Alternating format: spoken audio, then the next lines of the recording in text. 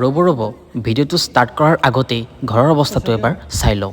নামতহে এটা ঘৰ, না ইয়াত বেৰ আছে না টিন আছে। এনেকুৱা এখন ঘৰত বৰষুণ দিলে কি হ'ব পাৰে এবাৰ আপোনালোকে ভাবি চাওক। আৰু এয়া হ'ল ঘৰৰ পাছফালৰ পৰিৱেশ। এইফালেও একেই, এইফালেও এটা ছাইডত বেৰ নাই। আজি আমি অহা এই ঘৰখনৰ গৰাকী কণমাই দাস আৰু তেওঁৰ একমাত্ৰ পুত্ৰ। যোৱা 7-8 মাহৰ আগতেই স্বামীক হেৰুৱাই একমাত্ৰ পুত্ৰৰ সৈতে এই ভগা জুপুৰিতে তেওঁলোক বাস কৰি আছে। আৰু আমি কেইজনমান মানুহ লগ হৈ সহায় নামৰ এটা অনুষ্ঠান খুলিলোঁ। আৰু আমাৰ এই অঞ্চলৰ এনেকুৱা মানুহবিলাকক সহায় কৰাৰ এক উদ্দেশ্য আগত লৈ কিছুদিনৰ পৰা কাম কৰিবলৈ লৈছোঁ।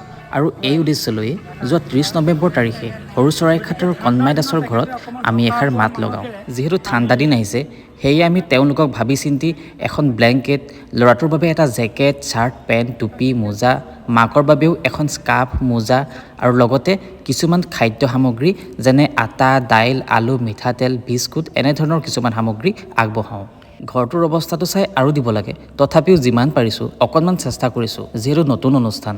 সেইদিনা কণমাই দাসৰ ঘৰত উপস্থিত হৈছিল সহায়ৰ মুখ্য আহ্বায়ক জয়ন্ত মাধৱ শইকীয়া, উপদেষ্টা জ্যোতিপ্ৰসাদ দাস, সদস্য বিশ্বজিৎ বৰা আৰু মই। লগতে জুবিনদাৰ স্মৃতিত এটা নাহৰ পুলি ৰোপণ কৰিবৰ বাবে আগবঢ়াই থৈ আহোঁ।